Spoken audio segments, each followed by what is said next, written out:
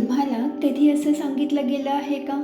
Negative विचार करू नकोस, युनिवर्स ऐकतं. फक्त पॉझिटिव्ह विचार कर, सगळं ठीक होईल. तुझी व्हायब्रेशन कमी आहे म्हणून तुझ्या आयुष्यात समस्या येत आहेत आणि मग तुम्ही स्वतःलाच दोष द्यायला लागतात. माझे विचारच चुकीचे आहेत, मी पुरेसा पॉझिटिव्ह नाही म्हणून माझं आयुष्य बदलत नाही. पण जर मी तुम्हाला सांगितलं काही वेळा समस्या तुमच्या थॉट्समध्ये नसतात, तर तुमच्या मेंटल हेल्थमध्ये असू शकतात. आजचा हा व्हिडिओ कदाचित तुमचा मॅनिफेस्टेशनबद्दलचा संपूर्ण दृष्टिकोन बदलू शकतो. म्हणून हा व्हिडिओ शेवटपर्यंत पहा, कारण शेवटी मी तुम्हाला हिलिंग जर्नीची सुरुवात कशी करायची तेही समजून सांगणार आहे. नमस्कार, मी कविता. काउन्सिलिंग कॉर्नर विथ कवितामध्ये तुमचं मनपूर्वक स्वागत. आजचा विषय खूप संवेदनशील आहे. मॅनिफेस्टेशन चुकीचं आहे का? तर बिलकुल नाही. मेंटल हेल्थ महत्त्वाची नाही का? नक्कीच आहे. समस्या तेव्हाच सुरू होते जेव्हा आपण एखादी गोष्ट पूर्णपणे सॉल्व्ह न करता दुसऱ्या गोष्टीकडे लक्ष देतो.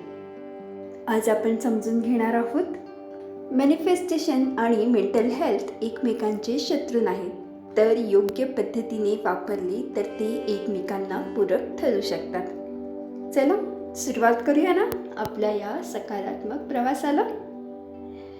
आता आपण जाणून घेणार आहोत मॅनिफेस्टेशन म्हणजे नक्की काय.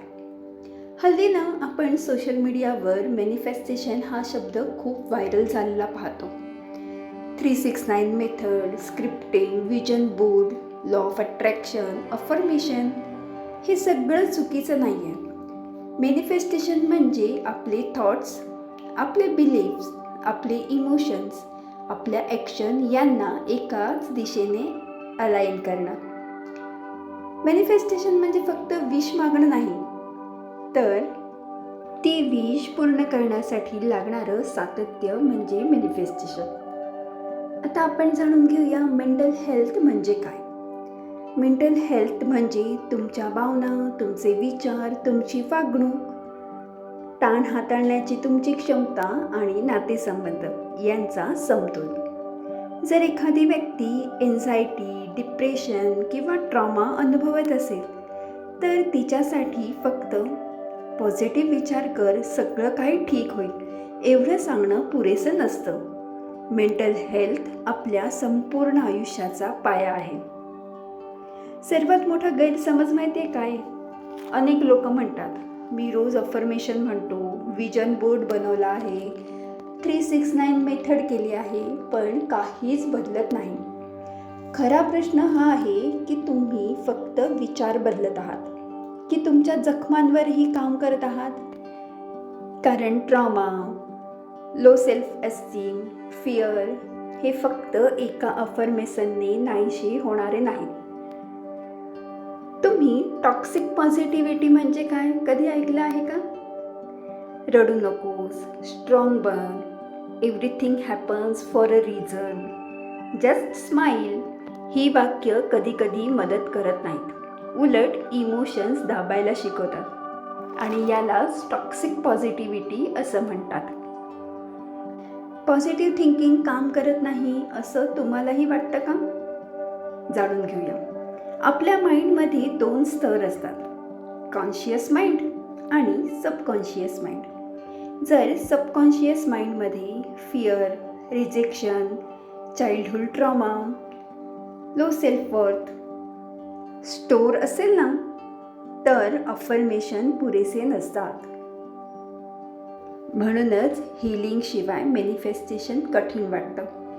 तुम्ही रोज म्हणत असाल आय डिझर्व सक्सेस, पण आतून आवाज येत असेल मी काहीच करू शकत नाही, मी काहीच कामाचा नाही, तर मला सांगा कोणता आवाज जिंकेल? नक्कीच सबकॉन्शियस माइंडचा, निगेटिव्ह थॉट्सचा. म्हणूनच आधी हिलिंग आणि नंतर मॅनिफेस्टेशन. आता तुम्ही विचार कराल मॅनिफेस्टेशन खरंच काम करतं का? तर माझं उत्तर आहे हो, खरंच काम करतं. जेव्हा आपले थॉट्स, आपले emotions, belief, behaviour daily action आणि सातत्य हे सगळं जेव्हा एका दिशेने अलाइन होतं तेव्हा मॅनिफेस्टेशन काम करतं. मॅनिफेस्टेशन म्हणजे मॅजिक नाही आहे किंवा 2 मिनिटात तयार होणारी कुठलीही सोपी रेसिपी नाही आहे. मॅनिफेस्टेशनसाठी सातत्य लागतं. माइंडसेट आणि तुमचं बिहेवियर चेंजचा प्रवास म्हणजे मॅनिफेस्टेशन. तुम्हाला तुमचं ड्रीम पूर्ण करायचं आहे, मग मॅनिफेस्टेशनसाठी हे हेल्दी रुटीन नक्की फॉलो करा. स्टेप 1 इमोशन्स स्वीकारा. स्टेप 2 स्क्रिप्टिंग करा. स्टेप 3 मेडिटेशन करा. स्टेप 4 अफर्मेशन्स बोला. स्टेप 5 इन्स्पायर ॲक्शन घ्या. आणि स्टेप 6 सातत्यपूर्ण सराव करा. बघा समजा 2 मित्र आहेत, दोघेही अफर्मेशन बोलतात, मी सक्सेसफुल आहे. पहिल्या मित्राला स्वतःवर खूप विश्वास आहे, तर दुसऱ्या मित्राच्या मनात लहानपणापासून मी पुरेसा चांगला नाही, मी काहीच चांगलं करू शकत नाही हा विचार एकदम खोलवर रुजला आहे. तर परिणाम सारखा असेल का? अजिबात नाही. कारण बाहेरचा आवाज बदलण्याआधी आपल्याला आतला आवाज समजून घ्यावा लागेल. आणि म्हणूनच मॅनिफेस्टेशन सुरू करायचं असेल तर सर्वात आधी हीलिंग सुरू करावं लागेल. ही 5 साईन सांगतात तुम्हाला हीलिंगची जास्त गरज आहे. साईन नंबर 1 अफर्मेशन बोलताना फेक वाटतं. साईन नंबर 2 सतत एन्झायटी जाणवते.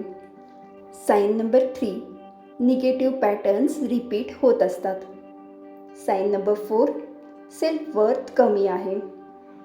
अँड साईन नंबर 5 पास्ट सोडता येत नाही. जर यापैकी अनेक गोष्टी तुमच्यात असतील तर हीलिंगवर आधी काम करणं खूप महत्त्वाचं आहे.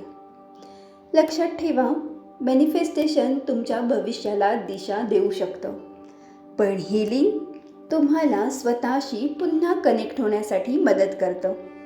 दोन्हीपैकी एक निवडायची गरज नाही, गरज आहे दोघांमध्ये समतोल निर्माण करायची. आजच्या व्हिडिओनंतर कमेंटमध्ये एक शब्द लिहा, हीलिंग. जर तुम्हाला मॅनिफेस्टेशन आणि मेंटल हेल्थ यामध्ये संतुलन साधायचं असेल तर आजचा व्हिडिओ शेवटपर्यंत नक्की बघा. हा व्हिडिओ अशा व्यक्तीला शेअर करा जी स्वतःला पॉझिटिव्ह राहण्यासाठी सतत दोष देत असते. मी कविता, पुन्हा भेटूया नवीन एपिसोडमध्ये. तोपर्यंत स्वतःची काळजी घ्या, स्वतःवर भरभरून प्रेम करा आणि आपल्या स्वप्नांना योग्य प्रकारे पंख द्या. कारण आयुष्य खूप सुंदर आहे. श्री स्वामी समर्थ.